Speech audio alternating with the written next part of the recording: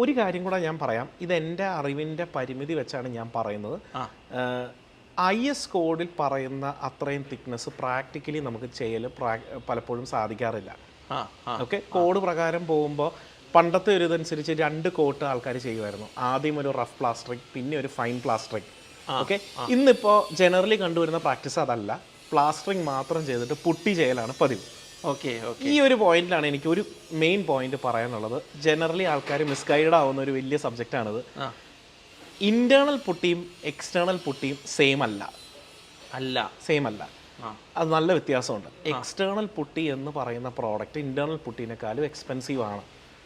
Okay, അത് നമ്മൾ എല്ലായിടത്തും ചെയ്യേണ്ട കാര്യമില്ല. തേച്ച് കഴിഞ്ഞിട്ട് നമുക്ക് വീടിൻ്റെ എൻട്രിയിലോ അല്ലെങ്കിൽ നമുക്ക് വ്യൂവിൽ പെയിൻറ്റിങ് വളരെയധികം ഇഫക്റ്റ് ഉണ്ടെന്ന് നമ്മൾ വിശ്വസിക്കുന്നിടത്ത് മാത്രം നമ്മൾ എക്സ്റ്റേണൽ പുട്ടി ചെയ്താൽ മതി.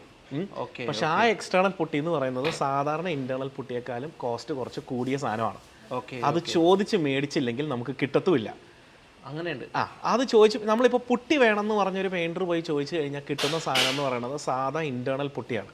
അല്ല, ഇന്റേണൽ ആപ്ലിക്കേഷൻസിന് മാത്രം ഉപയോഗിക്കാവുന്ന പുട്ടിയാണ്. എക്സ്റ്റേണൽ പുട്ടി എന്ന് പറയുമ്പോൾ അതിന് അഡിക്റ്റീവ്സ് കുറച്ച് കൂടുതലുണ്ട്.